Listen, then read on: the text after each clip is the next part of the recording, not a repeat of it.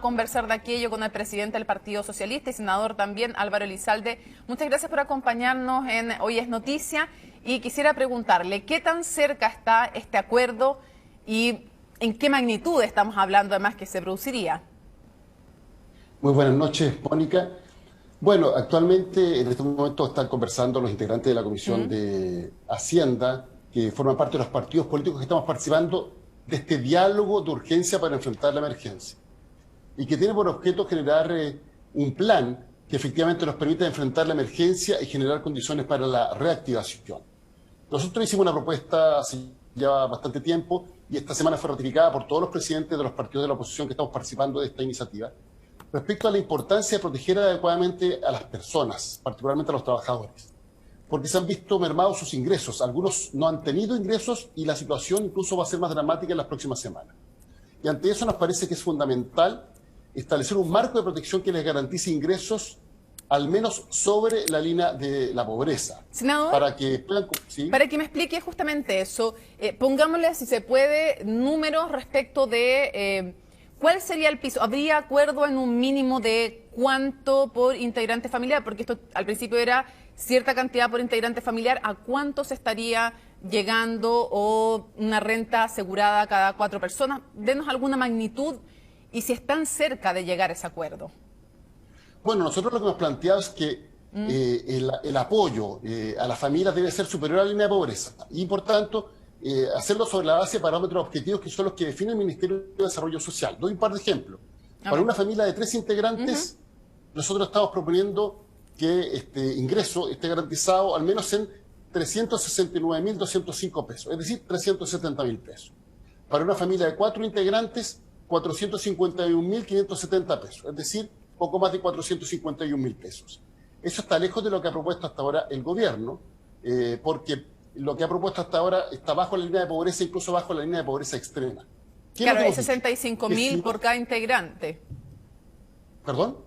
Lo que plantea el gobierno hasta ahora, no sé qué es lo que ha planteado en las negociaciones, pero lo que plantea el gobierno hasta ahora era 65.000 por cada integrante y dependiendo del grupo familiar y el tramo. ¿Cuánto se allanó ya el gobierno? ¿A cuánto subió en el fondo la cifra? No, eso es lo que se está conversando. Ya. Pero la propuesta inicial del gobierno está no solo bajo la línea de pobreza, sino que bajo la línea de pobreza extrema. Si uno multiplica el equivalente a cada integrante de la familia por el número de integrantes de la familia, si son, por ejemplo, 65.000 pesos, que es lo que usted plantea, estamos hablando de una familia de 4, 260.000 pesos. Es decir, casi 200.000 pesos menos para que esa familia tenga un ingreso superior a la línea de pobreza. ¿Y qué es lo que hemos dicho? Que si es que las familias no cuentan con una protección adecuada, si no cuentan con ingresos para cumplir con las medidas sanitarias, las personas van a salir a la calle, obviamente, a buscar cómo sobrevivir. Y por tanto, la situación sanitaria va a empeorar. Y si la situación sanitaria empeora, eso va a tener un impacto en la economía y eso va a tener un impacto social. Entonces hay que romper este círculo vicioso. ¿De qué forma? Estableciendo medidas sanitarias que sean mucho más enérgicas, pero también dotando a las trabajadoras y a los trabajadores de herramientas para cumplir con esas medidas sanitarias, particularmente el que se queden en sus casas.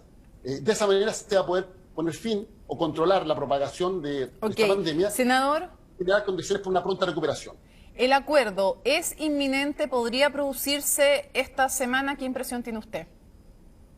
Estamos contra el tiempo. Nosotros le propusimos al gobierno legislar esta semana sobre un ingreso familiar de emergencia. Sí, yo sé eso, pero fíjese que la pregunta que yo le hago no es cuándo a usted le gustaría, porque si le pregunto a usted y le pregunto al gobierno, probablemente me dirían, no, nos gustaría que fuera hoy día, por ejemplo. Lo que yo le pregunto es, usted que sabe de las negociaciones, ¿qué tan cerca están del acuerdo? ¿Si podría producirse esta semana o usted cree que todavía están lejos de poder llegar a un entendimiento? Bueno, tenemos un punto conceptual de fondo que tiene que ver con lo que nosotros consideramos el mínimo razonable para enfrentar esta emergencia, para proteger a las personas. No obstante, bueno, si el gobierno insiste en su propuesta, podrá presentarla al Congreso Nacional y tendrá que tramitarse conforme a todas las leyes que por lo demás han sido aprobadas. Nosotros hemos tenido una actitud muy constructiva. Queremos aportar, pero le hemos pedido al gobierno que rectifique, porque tanto en el ámbito sanitario como en el ámbito social ha actuado con lentitud y además sin la fuerza necesaria para generar un marco de protección adecuado. Así que esperamos Senador, que finalmente se escuche nuestra propuesta. Pero le reitero, si las posiciones están muy distantes, de todas maneras el gobierno va a poder presentar los proyectos de ley, tendrán que ser tramitados y obviamente van a ser finalmente aprobados. van El a ser punto es finalmente, otro, sí, Mónica. usted dice, van a Sí, el ser punto es finalmente otro. El aprobados porque punto habría un costo muy grande, me imagino, para cualquiera en la oposición de no aprobar una iniciativa del lo que gobierno. pasa es que no tiene que ver con el costo político, tiene que ver con lo mal que lo están pasando las personas. Entonces, ¿qué es lo que hemos Además, dicho? Lo que el gobierno hasta ahora ha puesto sobre la mesa es insuficiente. Pero ya, entre la nada y lo insuficiente, nosotros nos vamos a hacer un ya, obstáculo. entiendo. Pero advertimos al gobierno que, como son insuficientes, y por eso nos ha decepcionado la primera propuesta que hizo el ministro de Hacienda, se está muy lejos de proteger adecuadamente a las personas. Entonces, en definitiva, el costo social va a ser enorme. Entonces, por eso le hemos dicho al gobierno que tenga una actitud distinta, que escuche nuestras Senador, propuestas. sí, Propuestas que por lo demás son muy responsables desde el punto de vista fiscal. entendí el punto. Quisiera saber, lo que están conversando en estos momentos, ¿es un acuerdo solo restringido a este punto o usted ve posibilidades de que tenga una amplitud mayor, que vengan con medidas reactivadoras acordadas, con un marco fiscal acordado, con algo más amplio que solamente el tema del ingreso familiar de emergencia? Bueno, acordamos dialogar respecto de 3 puntos. El primero, la protección social, al cual ya he hecho referencia. El segundo punto tiene que ver con el marco fiscal, es decir, cuál va a ser el esfuerzo que tiene que hacer el Estado de Chile para proteger adecuadamente a las personas. Y hemos planteado que un punto de referencia es los 12.000 millones de dólares que Chile tiene en el Fondo de Estabilización Económico-Social. Ese debe ser el mínimo del esfuerzo fiscal para proteger, obviamente, a las personas. Y en tercer lugar, obviamente es necesario conversar respecto de las medidas de reactivación de la economía, porque una vez superada la pandemia es necesario, Sí. por cierto, generar condiciones para que Senador. se recuperen los empleos que se van a destruir en ese tiempo. Esperamos que todos estos temas se aborden, pero hay que tener un sentido de urgencia. Lo que le hemos dicho al gobierno es que al menos deberíamos avanzar ahora, esta semana, en lo que se refiere a la protección social. Vamos a otro tema. 100 días desde que se detectó el primer caso de coronavirus en nuestro país. ¿Cuáles son las luces y las sombras, a su juicio, del manejo del gobierno de esta pandemia? Quisiera preguntarle qué le reconoce al gobierno y qué le critica. Bueno, yo creo que es difícil concebir cómo habría sido enfrentar esta pandemia en condiciones distintas. Lo que quiero decir es que lo que ha enfrentado el país y lo que está enfrentando el mundo es de tal magnitud que es difícil señalar que había un país que estaba preparado. Y por tanto, en ese sentido, claro, hay un margen para el error. El punto es que la pandemia llegó a Chile con cierto nivel de retraso respecto a otros países. Y lo importante era haber tomado lecciones de lo que estaba pasando en otros países. Y ahí nuestra crítica ha sido básicamente que las medidas de aislamiento físico han sido insuficientes, que ha faltado voluntad del gobierno para implementarlas con más decisión. Y adicionalmente, creo que fue un error garrafal. Además, de acuerdo a lo que señalaba la Contraloría, una ilegalidad, es instructivo para la nueva normalidad, particularmente el retorno de los funcionarios públicos a sus actividades ordinarias como si no hubiera pandemia. Porque eso generó un relajo en la ciudadanía que generó un aumento de los contagios. Entonces, cuando uno ve los países que lo han hecho bien y los países que lo han hecho mal, Nueva Zelanda, un país que lo ha hecho extraordinario, Estados Unidos, Reino Unido, países que lo han hecho muy mal, pues bien, hay que tomar esas experiencias de referencia. Y creo que en ese sentido, quizás el gobierno pecó de optimismo, quizás la personalidad del presidente le pasó una mala jugada que ¿Por qué? lo llevó a decretar este retorno a las actividades económicas como si no hubiera pasado nada. Y lo segundo, Senador, yo creo perdón, que senador. faltó poner sí. Antes de preguntarle además, porque yo le preguntaba también qué valoraba, todavía no escucho si valora algo, porque puede no valorar nada, digamos, pero me gustaría saber si es que valora algo de lo que ha hecho el gobierno. Pero usted dice, este retorno como si no hubiera pasado nada El gobierno por lo menos lo que dice es, nunca pretendimos que volvieran como si no hubiera pasado nada, era un proceso que se iba a dar más adelante, que era gradual. No es mucho decir que pretendían volver como si no hubiera pasado nada a las actividades económicas y a todo. Mire, el propio gobierno ha reconocido que fue un error y también todos los dirigentes del oficialismo. Yo creo que se pecó de optimismo. Incluso un alcalde que reinauguró un mall por un día y por tanto no se tomó el peso de lo que estábamos viviendo, la dimensión de la emergencia que estábamos enfrentando. Ahora yo reconozco que efectivamente este ha sido un cuadro completamente nuevo en el mundo entero y por tanto es difícil concebir que no se hubieran cometido errores. En eso yo creo que hay un punto que es importante poner sobre la mesa. Pero eso no obsta, que en su tiempo nosotros advertimos que era necesario adoptar medidas de aislamiento físico más enérgicas y que era necesario tener un marco de protección social para que las personas cumplieran con esas medidas de aislamiento. Senador, ¿y por qué usted mencionó la personalidad? Sí, no, es que usted también mencionó, usted dijo que en esto probablemente había influido la personalidad del presidente. ¿Por qué? ¿A qué se refiere? No, pero todos sabemos cómo el presidente, lo conocemos, ha tenido 2 mandatos y a veces peca de optimismo, de exitismo. No olvidemos que en su momento dio a entender que estábamos preparados como los mejores países del mundo y yo creo que eso finalmente terminó jugándonos en contra como país. Ahora, mire, lo importante aquí es cómo generamos condiciones para salir de esta crisis. Por eso pero antes de las condiciones, ¿qué le reconoce como algo bueno? ¿Qué han hecho? ¿Qué le reconoce como positivo en la gestión al gobierno? No, yo creo que efectivamente las autoridades han estado alertas respecto a lo que hay que hacer, pero no se dimensionó la magnitud de lo que estábamos enfrentando. Y un tema sanitario fundamental. Se despreció en un primer momento la importancia de la salud primaria, de la atención en el ámbito local, para poder contener la propagación del COVID-19 y sobre todo para poder realizar la trazabilidad que permitiera enfrentar de mejor forma los contagios, reducirlos. Perfecto. Senador, se nos va a acabar el tiempo y no quiero dejar de preguntarle por otro tema de la contingencia, que es todo el tema del plebiscito de octubre.